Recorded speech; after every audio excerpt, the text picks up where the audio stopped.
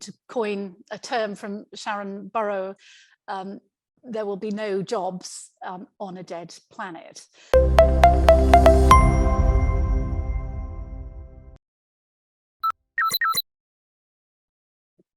Hello, I'm ESG Clarity Deputy Editor Natasha Turner, and today I'm delighted to be joined by Nicola Day, Deputy Head of Rathbone Greenbank Investments, to talk about the just transition. So it's great to have you with us today, Nicola. Yes, thank you very much for inviting me. So to start off, what are the areas that are most at risk of an unjust transition? Yes, I think it's important to recognise that the injustices with the transition are at many different levels. So they're at a national level, the regional level, down to the industries impacted, and even different segments of society. In the simplest terms, those most at risk are those that have significant exposure to high carbon activities, but lack the ability and or the resources specifically for financing to manage the transition to a lower carbon world in an orderly way. And then I think we have to recognise that the era of industrialisation has created a huge global north-south divide, which has caused problems, and those most at risk of exposure to impacts from climate change are often the least that have contributed to the causes of it. So we have got this huge intra-generational divide as well with the transitions, as well as the intergenerational divide, where the problems will be passed on to the future generation. But I think the obvious examples of areas, particularly industries, that will be impacted are in the energy industry in particular, obviously the high carbon areas such as coal, oil and gas. There'll be many solutions that are needed to transition from that side. In particular, sort of coal is so dominant still in areas like China and India, and so it will cause massive changes in the workforces needed in those particular areas. And I think we also need to be mindful of the potential risks in the growth of the green economy and issues such as the quality of new jobs being created and the way in which the complex supply chains are managed, and ensuring community consent for new renewable energy development, for instance, are just as important as ensuring the workers and communities don't get left behind as we move away from high carbon industries. Thanks, that was very comprehensive look at all those different levels, the country level, sector level, and so on. So going down, I guess, then to the company level, what are you looking for in companies to help determine whether it's going to contribute to a just transition or not? Yeah, so I think the starting point is very much to look at whether the company is aligned with a credible decarbonisation pathway. So ideally at 1.5 degrees, but 2 degrees as an absolute minimum.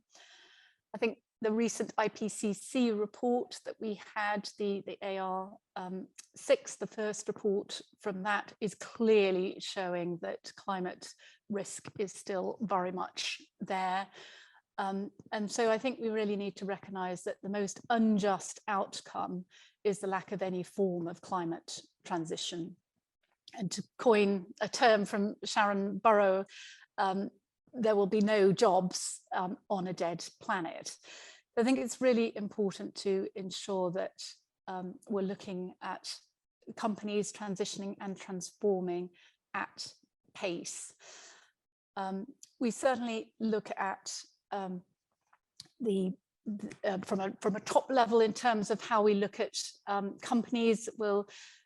We've helped co-create, for instance, the net zero investment framework with other members of the IGCC. And this sets out a common framework for assessing whether a company is aligned with net zero, including areas such as greenhouse gas emissions data, looking at their decarbonisation targets, their governance, their oversight, their lobbying activity. And these areas sort of give a framework, as well as we follow other work from initiatives such as the Climate Action 100+, which is an initiative really that ensures the world's largest corporate greenhouse gas emitters take necessary action on climate change. So we look at this analysis in terms of how a company may be aligned or misaligned with the net zero pathway. And then we combine this with an assessment of if and how well a company is managing the social risks and opportunities of this transition. So this can sometimes be as simple as asking whether they have a just transition strategy in place, but it will also look at strength of policies and practices in areas such as the number of roles being created, but also most importantly, the quality of jobs being lost and created. Because it's certainly no good going from sort of secure types of employment to insecure employment. So that quality is really important, that is managed. We also look at areas like human rights management and all their due diligence practices, and supply chain management and community relations. So there's a whole host of areas that we make sure that it's a really holistic drill down into companies, how they're addressing this. So let's take an example then to finish off with. So if we take electric vehicles, which we've been hearing a lot about and seem to be a very good kind of environmental solution and becoming very investable. But if there's these issues around the cobalt mining and the worker practices there, how does that get justified as a just transition investment or not? What are the considerations there? Yeah, I mean, I think that's a really important question, and it's one that is such an important challenge to look at with the just transition. And there are a huge number of positive and negative impacts that are very interconnected and that need to be balanced. So I think really picking up on my earlier point that the most unjust result is actually a lack of climate action. That's what will impact certainly the developing nations the ones most impacted with inequality. So tackling the climate angle is really important. And even the current status quo involves significant negative impacts linked to resource extraction and unsustainable consumption. And that is before we even begin to contemplate the social impacts of climate change under unchecked emissions. So in an ideal world, of course, there would be no negatives, but we are unfortunately not there yet, which is why it's ever more important for investors to have the voice to make sure that we are drilling down the importance of change within corporate practice. So it's also ensuring that investors and companies properly understand where social and environmental risks might arise, that they have well developed and effective systems to minimize and mitigate those risks, and that there are effective grievance mechanisms in place should issues also occur.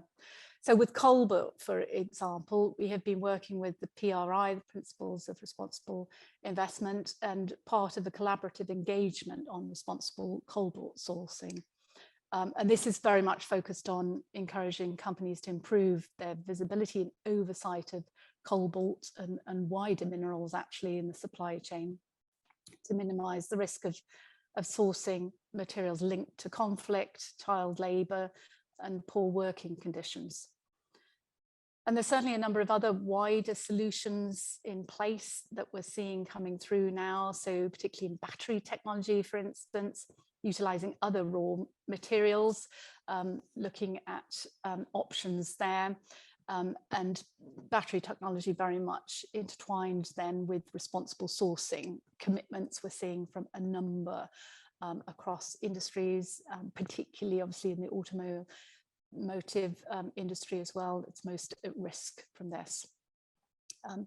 Also looking at companies to very much intertwine the circular economy solutions that will be looking at recycling and reusing a lot of these materials extracted from the e-waste that we're seeing. And I think, this will not only be a risk to companies in terms of their responsibility for that sort of end-to-end responsibility for the waste, but it's also a huge opportunity. You know, as we see the demand for a lot of these rare earth materials increase, it will mean that industries really need to focus on ensuring that supply is there, and recycling and reuse will become ever more important. That's really interesting. Thanks for that. Well, it's great to talk to you today, and it seems like there's a lot of interesting areas to keep looking at in the just transition. So thank you very much for joining us. Yes. Thank you very much, Natasha.